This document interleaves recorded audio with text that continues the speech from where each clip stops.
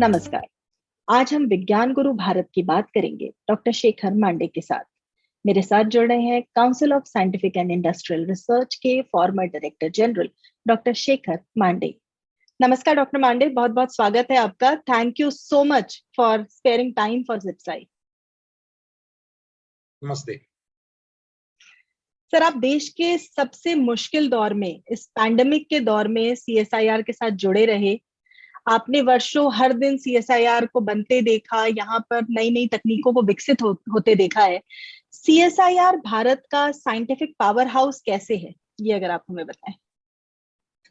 ऐसी बात है कि भारत के अगर हम लोग सभी संस्थानें देखें तो सबसे प्रथम संस्थान जिसे स्थापित किया गया था 1942 में, ये CSIR था।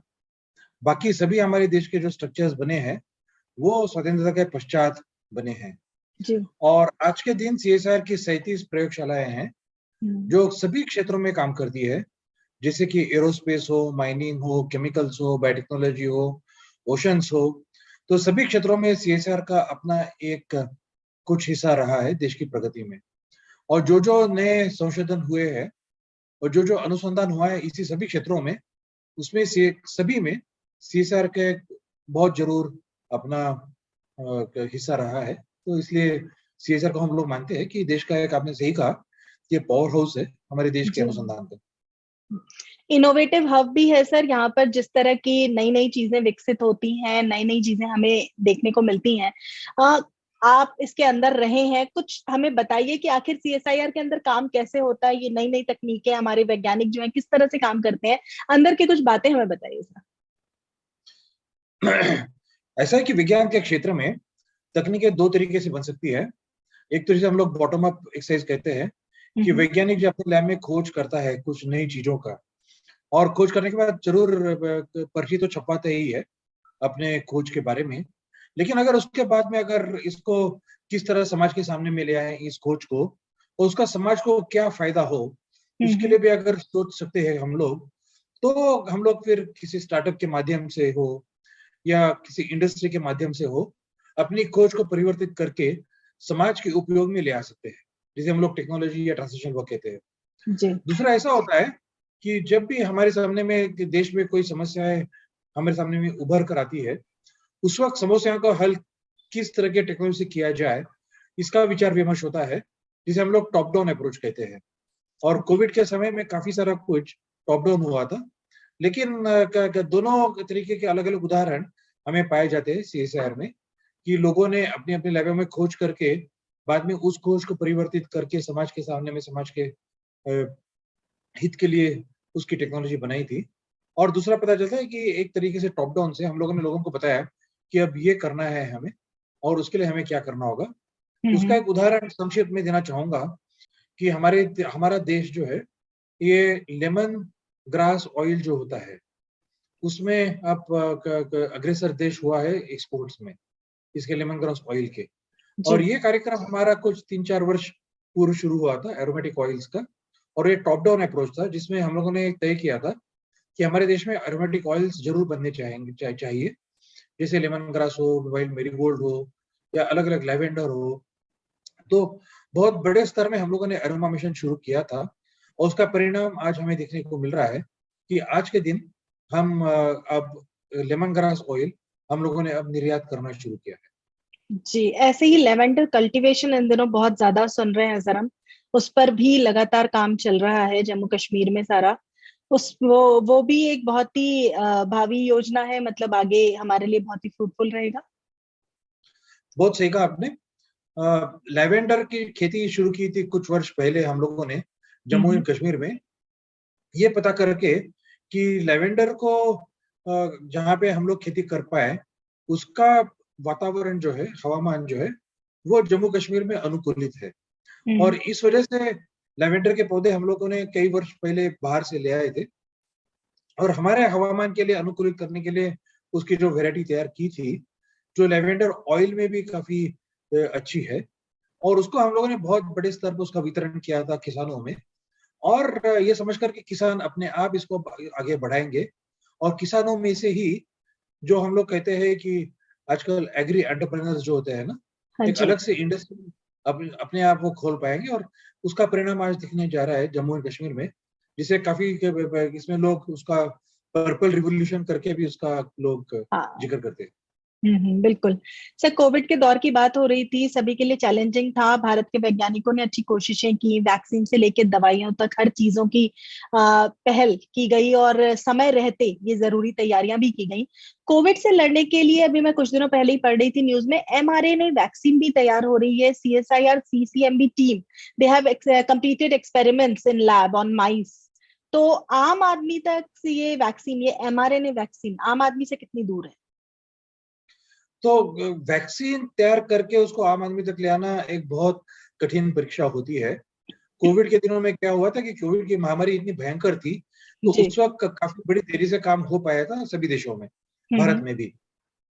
लेकिन mRNA वैक्सीन की क्षमता जो है बाकी रोगों पर भी इतनी अच्छी रहेगी जितनी कोविड पे है, ऐसे हम लोग मानते हैं।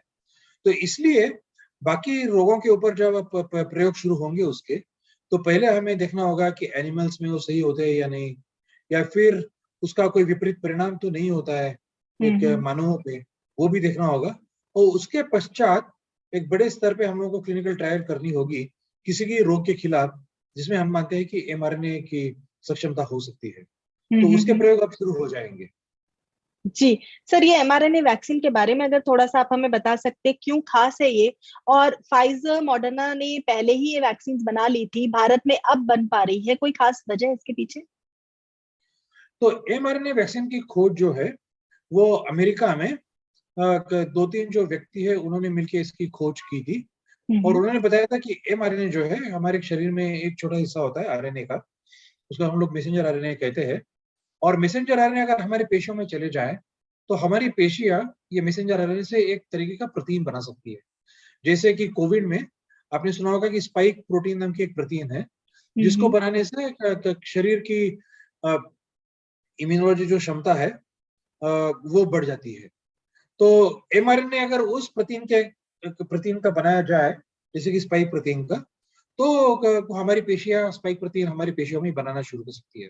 ये इसकी खासियत है। इसकी खोज जो हुई थी वो अमेरिका में दो व्यक्तियों ने की थी और उन्होंने इसे काफी बढ़ाया था। और हम्म। फाइजर ने फिर एक जर्मन कंपनी के साथ भी मिलजुल कर उन्होंने वैक्सीन की के बड़े स्तर पर ट्रायल्स की थी। तो जी। मॉडर्ना और फाइजर दोनों ने मिलकर अलग अलग तरीके की mRNA वैक्सीन बनाई थी कोविड के खिलाफ, और काफी माहिर साबित हुई है वो आज के दिन। लेकिन हम हम्म। मानते हैं कि बाकी जो रोग है, जो हमारे देश में भी काफी रोगों का जो ज्यादा बड़े स्तर पर है, उनके खिलाफ भी mRNA वैक्सीन उतनी अच्छी रहेगी। बढ़िया। तो ये डेवलप होते ही हमें काफी फायदा होगा, सिर्फ कोविड से ही नहीं, और तरह के डिजीजेस से भी लड़ने का। Sir, being a structural and computational biologist, I wish to understand how do you foresee the anti microbial resistance condition in India? Bharat में जो है हाईएस्ट रेट्स देखे जाते हैं ये रेजिस्टेंस जो है एंटी माइक्रोबियल एजेंट्स को लेकर के। How do you see this? So antimicrobial resistance is not only Indian problem, it's a global problem on today's yes. day. And in जी। fact, what we are actually looking at is something, a very, very serious situation ahead of all of us around the globe, not only in India. And इसके फैलने के कई अलग अलग तरीके होते हैं। जैसे कि हम कहते हैं कि ओवर द काउंटर अगर एंटीबायोटिक्स मिलती हो किसी फार्मेसी में, तो उसका यूज जो है काफी रैम्पेंटली और इनडिस्क्रिमिनेट यूज कर सकते हैं। जहां हम्म। नहीं होना चाहिए वहां भी लोग एंटीबायोटिक्स लेते हैं, और अगर एंटीबायोटिक का कोर्स पूरा ना किया तो हो सकता है कि उसकी रेजिस्टेंस हमारी बॉडी में ही उसकी तैयार हो जाए। और एंटीबायोटिक जिस तरह से फैलती है प्राणियों के थ्रू, जैसे चिकन वगैरह पोल्ट्री फार्म्स है, या अलग अलग जैसे मैन्युफैक्चरिंग साइट्स है एंटीबायोटिक मैन्युफैक्चरिंग फैक्ट्री की, अगर ठीक तरह से उसको हम लोगों ने ट्रीट नहीं किया हो तो वहां से भी एंटीबायोटिक फैलने का एक प्रमाण और मिल जाता है। तो इसलिए एंटीबायोटिक रेजिस्टेंस जो है या एंटीमाइक्रोबियल रेजिस्टेंस जिसे कहते हैं एएमआर, वो काफी बड़े स्तर पे फैल रहा है पूरे विश्व में।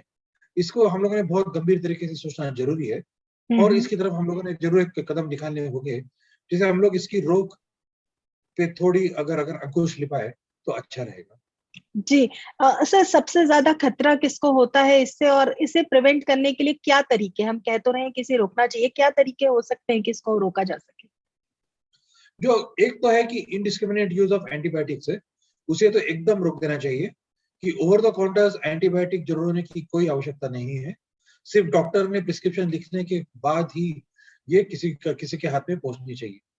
उसके बाद में अगर एंटीबायोटिक अगर लेते हैं तो उसका पूरा कोर्स कंप्लीट करना जरूरी होता है।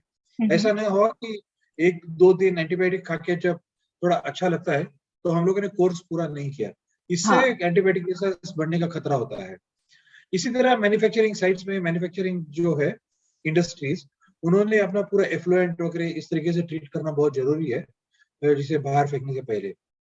प्राणियों में जैसे कि मैंने कहा कि चिकन्स वगैरह में, पोल्ट्री में पर्टिकुलरली भी एंटीबायोटिक्स का इस्तेमाल होता है, और वहां पे जितना कम कर सके हम लोग उतना ज्यादा अच्छा रहेगा। और इसमें एंटीबायोटिक रेजिस्टेंस इतनी बड़ी समस्या है कि इसमें काफी तरह अलग अलग लोगों की कोलैबोरेशन होने की आवश्यकता है। अगर एक साथ मिलकर हमारे इकोनॉमिस्ट हो या सोशल साइंटिस्ट हो या फार्मेसी के लोग हो या साइंटिस्ट हो अलग अलग, अगर एकजुट के काम करेंगे तो हो सकता है कि हमारे सामने में कोई नए नए रास्ते, कोई नए सॉल्यूशंस उभर कर आएंगे, जिससे हम लोग इसे एटलीस्ट कम कर पाएंगे AMR। बिल्कुल। भारत में जो एक और समस्या है सर, कुपोषण की शिकायत जो है बहुत ज्यादा है। इसके बीच में इन दिनों हम सुन रहे हैं फूड फोर्टिफिकेशन, ये टर्म बहुत ज्यादा यूज हो रही है, यानी हमारे रोजमर्रा के खाने की चीजों में जैसे चावल, गेहूं, घी, तेल, इन चीजों में कुछ जरूरी तत्व मिलाए जा रहे हैं, विटामिन एंड मिनरल्स मिलाए जा रहे हैं। तो ये कितना कारगर तरीका आप मानते हैं? Is food fortification the most effective और अल्टीमेट सॉल्यूशन टू मालन्यूट्रिशन? तो एक्चुअली इसके ऊपर स्टडी करने की अभी भी आवश्यकता है बड़े स्तर पर। फूड फोर्टिफिकेशन एक तरीका है जिससे हम लोग मालन्यूट्रिशन को थोड़ा कम कर पाएंगे, लेकिन आज के दिन में इससे फूड फोर्टिफिकेशन से ही हम लोग कुपोषण को कम कर पाएंगे या नहीं, ये बहुत फर्म तरीके से हम लोग शायद नहीं कह पाएंगे। उसके अलग अलग तरीके हैं, जैसे कि हम लोगों ने कई सारे प्रयोग किए थे नबरंगपुर डिस्ट्रिक्ट ओडिशा में। जैसे मिड डे मील में हम लोगों ने रागी लड्डुओं को इंट्रोड्यूस किया था, और जैसे कि आपको पता है कि रागी में आयरन और बाकी मिनरल जो है वो रिच होते हैं, और उससे काफी हद तक पाया गया था कि उससे कुपोषण कम हो रहा था वहां पे नबरंगपुर में। इसी तरह कुपोषण की जो बेसिस है अलग अलग ठिकानों पे, ये कहाँ पे प्रोटीन की कमतरता हो, जहाँ पे आयरन या जिंक की कमतरता हो, या और किसी एसेंशियल इंग्रेडिएंट की कमतरता हो, उसे अगर हम लोग समझकर क्विकली उस कमतरता को दूर करने की कोशिश करेंगे तो मेरे ख्याल से ये पूरा अच्छा तरीका रहेगा। सिर्फ फोर्टिफिकेशन से ही होगा या नहीं होगा, ये आज के दिन में कह नहीं सकते। हाँ, लेकिन सर हमारा देश कृषि प्रधान देश है, ज्यादातर चीजें हम खुद उगाते हैं, हम खुद इस्तेमाल करते हैं, फिर भी फोर्टिफिकेशन की जरूरत पड़ रही है क्या? जो हम ओरिजिनली जो उगा रहे हैं अनाज, वो अपने आप में विटामिन मिनरल्स युक्त क्यों नहीं हो पा रहे हैं? क्या वजह होगी इसके पीछे? नहीं, ऐसी बात है कि अनाज भी केवल सिर्फ हम लोग जो खाना खाते हैं तो डॉक्टर हमें बोलते हैं कि पूरा कंप्लीट फूड खाइएगा। हाँ तो जी। सिर्फ अनाज या सिर्फ चपाती नहीं खाते हम लोग, उसके सब्जी खाते हैं, दाल खाते हैं, सैलेड लेना आवश्यक होता है, फल खाना आवश्यक होता है। ये जब खाएंगे तब पूरी तरीके से हमें जो इंग्रेडिएंट्स चाहिए हमारे बॉडी के लिए, विटामिन हो, फाइबर हो, ये सब मिल सकते हैं। लेकिन अगर दाल या चावल ही खाएं तो फिर उसमें हमें पूरा जो न्यूट्रिशन के हिसाब से जो पूरा कंप्लीट फूड मिलना चाहिए वो हो सकता है कि नहीं मिलता हो। और इसलिए फिर देखा जा रहा है कि किस तरीके से हम लोगों ने हमारी न्यूट्रिशन की हैबिट्स को अपनाना चाहिए, जिस तरीके से हम लोगों को पूरा फूड कंप्लीट मिले हमारे शरीर के लिए। जब हम ओवरऑल साइंटिफिक रिसर्च डेवलपमेंट इसकी बात करते हैं तो ये भी कह सकते हैं कि वो देश सुपर पावर बनता है जिस देश की तरक्की का जो प्रोसेसर है वो साइंस, रिसर्च, डेवलपमेंट, इन चीजों पर आधारित हो। तो इस दिशा में भारत को कैसे नापते हैं हम? अगर हम एक स्वॉट एनालिसिस करना चाहें, क्या अच्छाइयां हैं, क्या बुराइयां हैं, कैसे देखते हैं आप? मैं तो समझता हूँ कि आपने एकदम बहुत सही कहा कि किसी भी देश की प्रगति जो है वो विज्ञान और तंत्रज्ञान के मार्फत ही हो सकती है। और जिस देश में विज्ञान और तंत्रज्ञान को बढ़ावा दिया जाता है वो देश काफी कम समय में अग्रसर बनते हैं। 1947 में हमें जब स्वतंत्रता प्राप्त हुई थी तब भारत ने तय किया था कि विज्ञान और तंत्रज्ञान हमारे देश की ग्रोथ का एक बहुत मुख्य अंग रहेगा। और जैसे कि आपको पता है कि 1947 के 5-10 साल इधर उधर देखे तो पूरे विश्व में करीबन 60-70 सालों देशों को अपने कॉलोनियल रूल से स्वतंत्रता प्राप्त हुई थी। लेकिन भारत एकमेव देश है जिसने गए 75 सालों में इतनी प्रगति की है। ये बात को आप लोगों को मानना होगा। अगर हमारे आसपास के भी अगर देश हम देखें तो भारत एक सही देश ऐसा है जिसको इतनी प्रगति हम लोग कर पाए हैं। तो इसका मुख्य कारण ये है कि हम लोगों ने 1947 से ही विज्ञान को अपनाया था और हम लोगों ने कहा था कि विज्ञान के मार्फत हमारे मानव जात की, हमारे देश की, हमारे देश की जनता की तरक्की होगी। और इस तरह हम लोगों ने जैसे कि हरित क्रांति ले आए, जिस तरह हम लोगों ने स्पेस प्रोग्राम ले आए, जिस तरह हम लोगों ने एटॉमिक एनर्जी प्रोग्राम ले आए और कई सारे हमारे देश के सामने में जब-जब समस्या खड़ी हुई है, उसमें वैज्ञानिकों ने खड़े होकर कंधे से कंधा लगाकर देश की प्रगति में अपना हिस्सा जुटाया है। तो हम लोगों को बहुत गर्व होना चाहिए कि हमारे देश के वैज्ञानिक और वैज्ञानिक जो लोग हैं, उन्होंने देश की तरक्की में एक बहुत बड़ा योगदान किया है। लेकिन सर आगे कुछ तो चैलेंजेस भी आते हैं रास्ते में, अभी तक भी आए होंगे, बट साइंटिफिक कम्युनिटी के सामने आने वाले समय में किस तरह के चैलेंजेस देखते हैं आप? या तो ऐसी बात है कि विज्ञान और तंत्रज्ञान में जो प्रगति हुई है, वो आज खत्म नहीं हुई है। पूरे विश्व में विज्ञान काफी तेजी से आगे बढ़ रहा है और इसलिए मुख्य चीज ये है कि हमारे देश में भी वैज्ञानिकों को अगर जितना हो सके उतना अगर हम लोग प्रोत्साहन दे पाए, हमारी देश की जनता अगर वैज्ञानिकों के साथ रहे और कहते रहे कि हमें वैज्ञानिकों का गर्व है, तो क्या ये आगे बढ़ती रहेगी। और देश में मैं तो ये कहना चाहूंगा कि काफी सारी अच्छी हमारी जो संस्थाएं हैं, जैसे कि CSIR हो, ICAR हो, DRDO हो, अलग-अलग IITs हो, अलग-अलग विश्वविद्यालय है, यहाँ पे काफी सारा अच्छा अनुसंधान चल रहा है। और इस अनुसंधान को समाज के भलाई के लिए हम लोग किस तरह से उसे टेक्नोलॉजी की मार्फत समाज में ले आए, ये एक अच्छा तरीका रहेगा आने वाले समय में भी। लेकिन उसके लिए जो करना चाहिए वो ऑलरेडी एक जगह है, जैसे कि मैंने आपको बताया कि प्रयोगशालाएं हैं और सब कुछ का काम करने के लिए वैज्ञानिक और तकनीक सब कुछ एक जगह पर है। तो मैं समझता हूँ कि देश की तरक्की होती रहेगी विज्ञान के मार्फत। देश की जनता की प्रोत्साहन की बहुत आवश्यकता है। बिल्कुल सर, आखिर में हम बता रहे हैं कि प्रयोगशालाओं में बहुत काम हो रहा है, scientist are really working hard, bringing in the new technology, but ये सारी चीजें आपको लगता है मासेस तक पहुंच रही हैं? क्योंकि जितना मैं समझ पाती हूँ कि as compared to other news story, science की न्यूज को लेकर मीडिया में जो सराउंड साउंड है उसकी कमी है। ऐसी बात है कि अगर साइंस की दुनिया में अगर कोई नई खोज हो तो आम आदमी को उस खोज के बारे में पढ़ना और समझना कई बार थोड़ा मुश्किल होता है। ऐसा अगर हो, अगर पता है कि हमारे सामने में कौन सी समस्या थी और उस समस्या को हल करने के लिए हमने क्या काम किया, तो हो सकता है वो समझने में थोड़ी आसानी रहेगी।